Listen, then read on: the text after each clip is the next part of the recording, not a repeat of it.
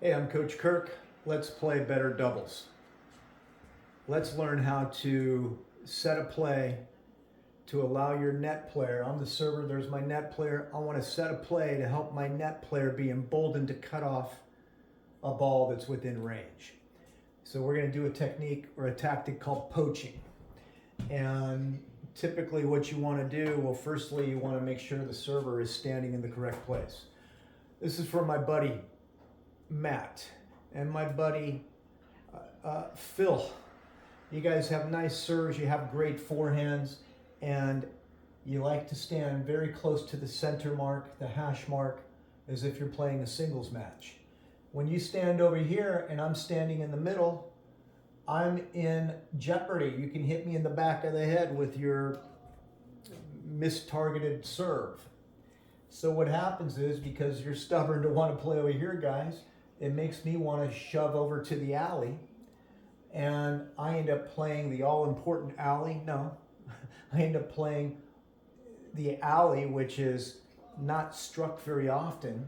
So I'm incapacitated here. I can't help you. And your thought is, well, no problem. If the ball goes wide, I can go get it with my forehand on the run. Well, you're not playing singles, guys. You got to share the court. You take this half, I take this half. You want me at the net emboldened to go cut balls off. That's called poaching. So start serving from out wide, guys. Big difference. From here you can hit the tee. From here you can swing it wide. You have more angle to hit to. When you're standing at the center mark, you have a very small angle to hit to. And you make me ineffective. You shove me over, so I'm less inclined to poach. So one of my pet peeves, you can kind of hear it in my voice, I want my partner to play out wide. Please do that. In fact, at my age, I'm not playing over here. I want to play. I want to be effective at the net. So if you want to play doubles with better players that are effective at the net, allow them to be effective at the net by playing in the proper position when you serve. Okay? All right. Now, what should you be doing as the server? You should be trying to aim to the returner's backhand in this area here.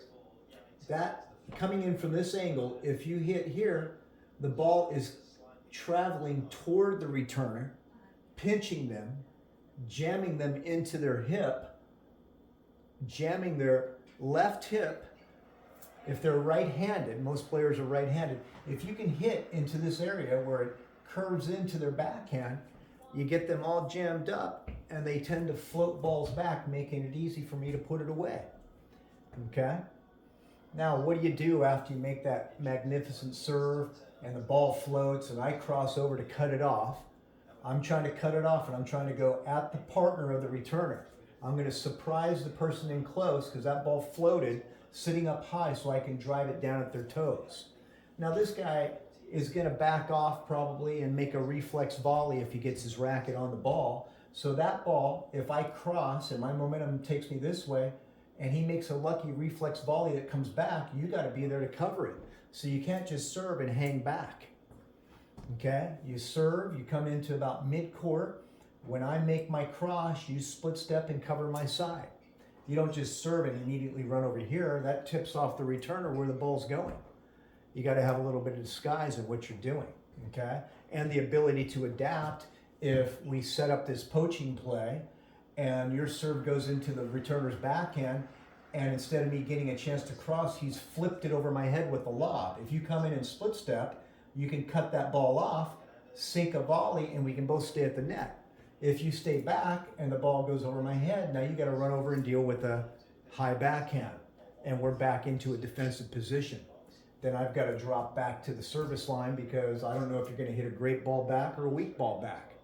But if I'm that returner and I make a good lob, I'm coming into the net with my partner to seize control of the net.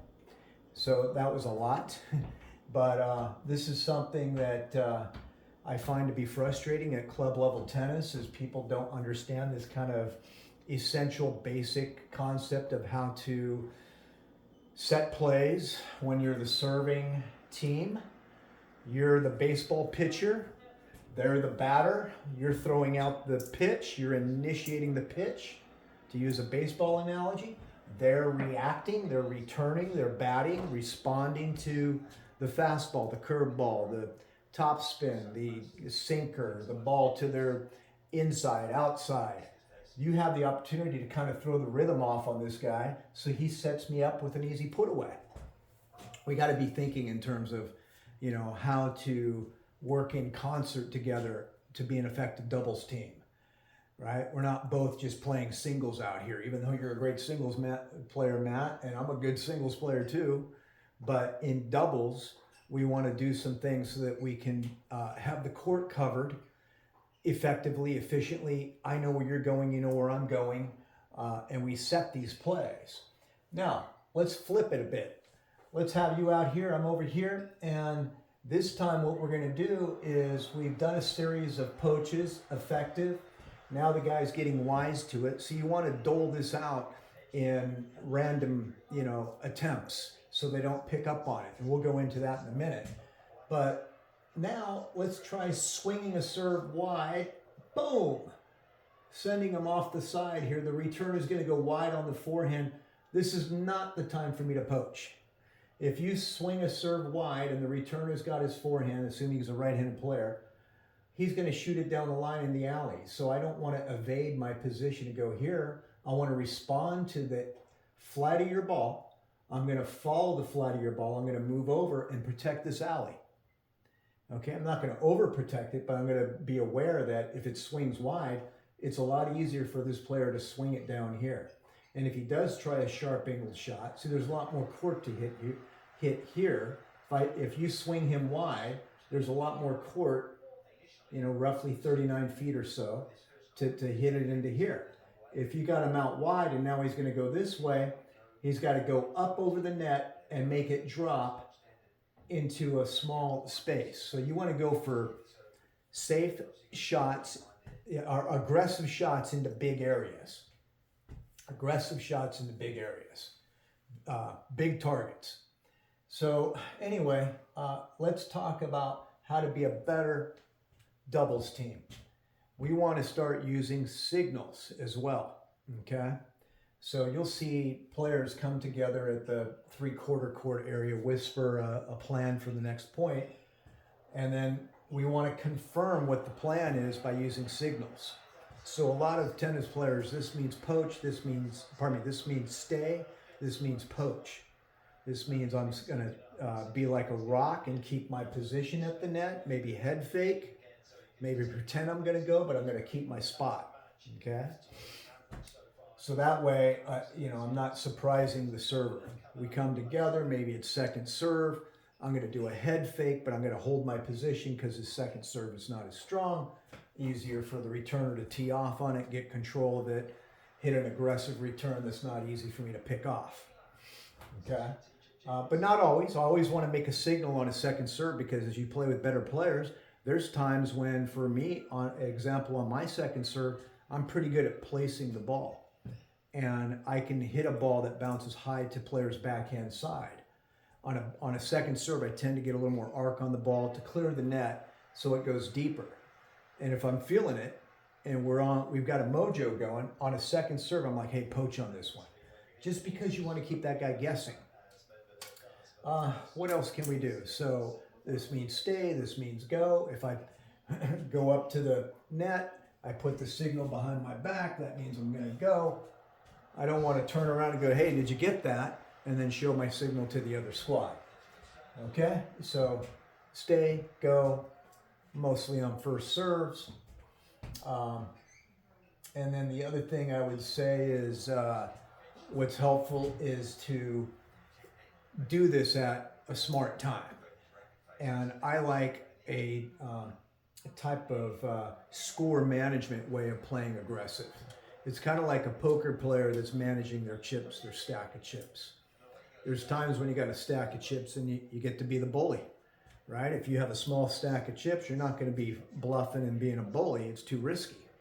Same in tennis. It maths out that if you're even or ahead within the game, let's say it's 40-15, we're way up. Not a bad time to be stepping on the gas, take a chance on the poach.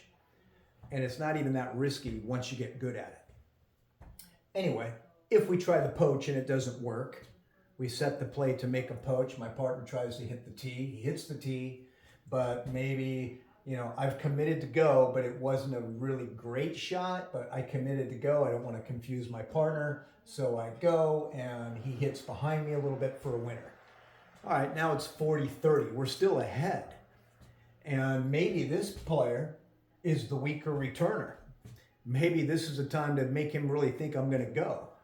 Anyway, there's a lot of variables. We'll get into the exceptions of when to go, when not to go. But typically a smart thing to do is when you're even or ahead, if we're both on the same page, hey, we're even or ahead, we're going to seize the point. We're going to take the game. We're going to take the match. We're going to close it. We're going to be the aggressor. If I'm behind 15-40, I want to play maybe a little bit more cautious, conservative, not timid, but I'm going to be hitting a lot more balls down the middle for singles and doubles and manage my mistakes. I want to reduce my unforced errors when I'm behind. I want to be a little bolder when I'm ahead. If you do that over and over throughout the match, you start to get polished at it, especially in doubles, because now we're kind of reading each other's mind because we're thinking, hey man, we're ahead. Let's step on the gas a little bit. Hey man, we're behind. Let's keep that ball in play. Nothing's more frustrating than when your partner's doing something completely different than you and you get on this teeter-totter of winning points, losing points, winning points, losing points.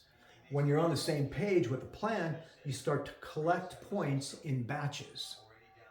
You want to collect points in batches. Of course, you're going to win and lose points, and typically the winners win 54% of the time, 54% of the points, and the losers lost 46% of the points, something like that. So not a big difference, particularly on a close match. It might be even less than that. But that's where having a good math plan, where you're on the same page, pays dividends, because you tilt the scales a little bit more toward your favor if you both know what you're going to do, right? And that's the benefit of playing with somebody all the time. You can start to have these discussions. What's not the right thing to do is start giving instruction to your brand new partner that you think you're better than, and you don't know their resume. I mean, we can dive into all kinds of instructional faux pas with doubles partners. I got another doubles partner that just loves to tell me what to do on the court because he thinks he's a whole lot better than me at this game. His game is sharp right now. Mine's a little rusty from the winter, but we're going to turn that scale around in no time. Anyway, a lot of pet peeves coming from Coach Kirk, but I definitely know some things about doubles. And if you want to learn and get better and go from a 3-5 to a 4-0 in league this year, just a couple little smart, consistent plays that you and your partner do, a lot more than you did last year because you've got some handle on it and it makes sense. See what that does for you and get back to me. All right, I think that's enough for this video today. Get out there and hit some balls as soon as this weather improves, and follow my channel.